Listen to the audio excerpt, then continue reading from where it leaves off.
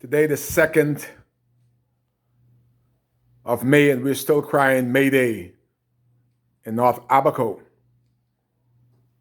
But I'm so proud of the young man that called me complaining about the assassination of Adrian Wright. I think that's his name.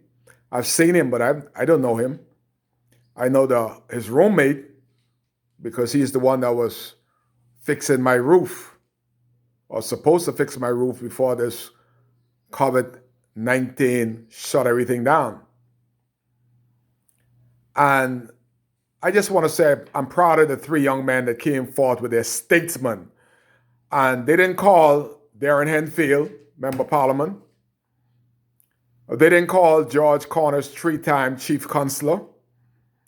They didn't call Farah Noble, second-time Chairman of Dundastan. They had no confidence in them. Still don't have no confidence in them. They called Kai Mills and told me about their statement that they put into the police and hoping that nobody changed their statement because they said this young man was a good boy. Something happened. He was in Abaco from January. One of the young men said, Kai, the fella spoke to me that he came to Abaco to change his life and to make some money for his family.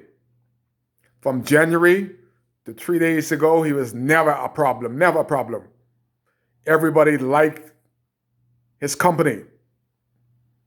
They knew something was wrong. They went in their car, got the police, and to make sure that the police got to the right house, the police followed them. They pulled into the driveway with the police behind them, two police. They tell the fella's roommate, Adrian Wright roommate, to go inside and get him. He went inside searching for him. All of a sudden, Adrian showed up to the front door.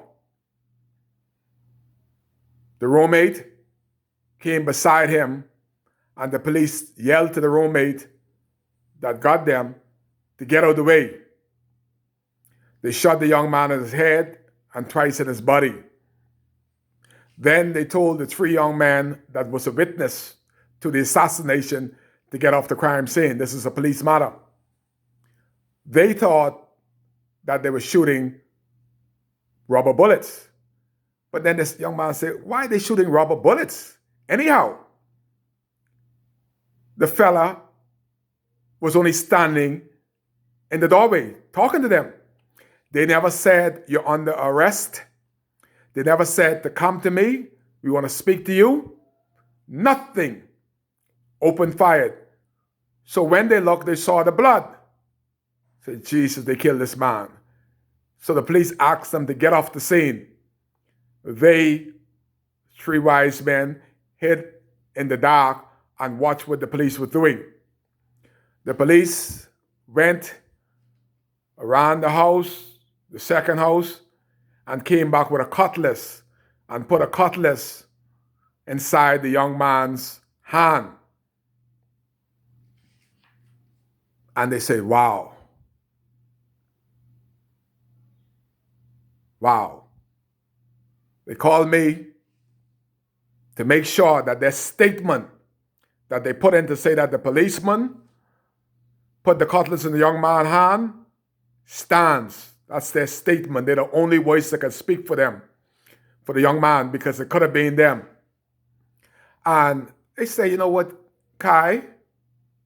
The other policemen that were there just as bad for covering up, because he allowed this policeman to put the machete in the dead man's hand. And when they went to the police station, they tried to coerce them to say what they didn't see. But they said they wrote and signed that the police shot him in the doorway. He made no attempt to attack the police, nor did he have a machete in his hand. After he was gunned down like a dog, the police put a machete in his hand. But as the writers say in the Tribune, the citizen of Abaco went through a hurricane, and this is the third police involved death. They chased two young men to death, one in Central Pines and one in Crossing Rock. Why? It's the police don't want to be a friend of Abaco and Abaco young men. I don't know.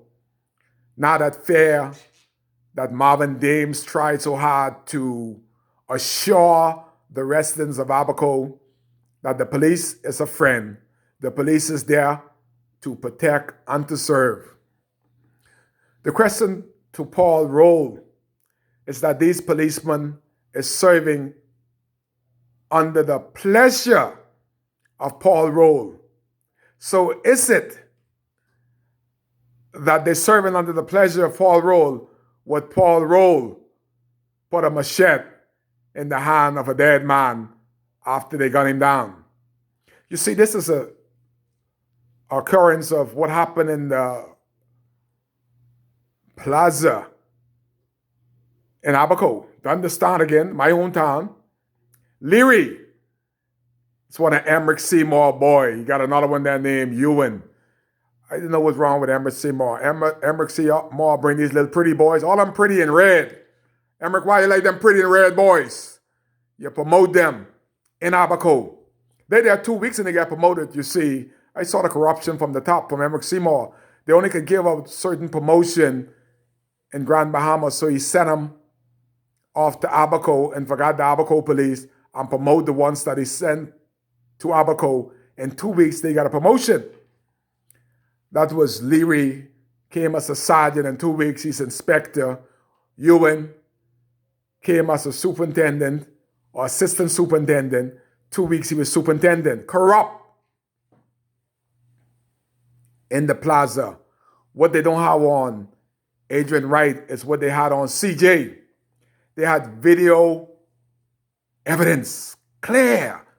Man alive got a good camera there. You can't do nothing wrong alive. They can see you inside and outside. The live camera showed that Leary run CJ down, shoot him in the back, stand over him, and shot him. In Abaco, we like to catch wild hog, but we don't shoot wild hog 13 times. There's too much bullets in the meat. But Leary shot CJ 13 times. They had a coroner's court in Abaco. It should have never been in Abaco. Should have never been in Abaco Magistrate Court. If you know, I could do a video every day for a year and shows you in the Abaco Magistrate Court the injustice and the injustice that Kai Mills have received personally in the Magistrate Court in Abaco. And I saw the juryman watch the video. The magistrate threatened anybody that take a copy of this video out and play it in the public will be charged for contempt of court. The video is so graphic that it would have had a riot in Abaco if it would have been shown on Kai WCAY. I just want to copy that video. And Leary, through them hand-picking, police-friendly jury. Everybody on the jury love police. Who ain't love police ain't had no brains to know right from wrong. But what they didn't realize, that you let a corrupt cop go and he could have been stopped in Abaco.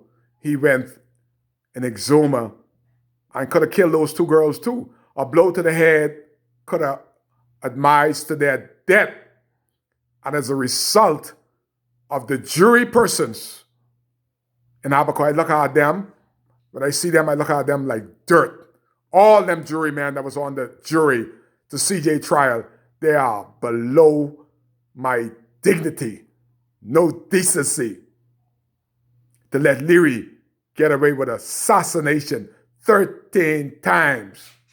In this case, This fella got shot 3 times standing in the doorway.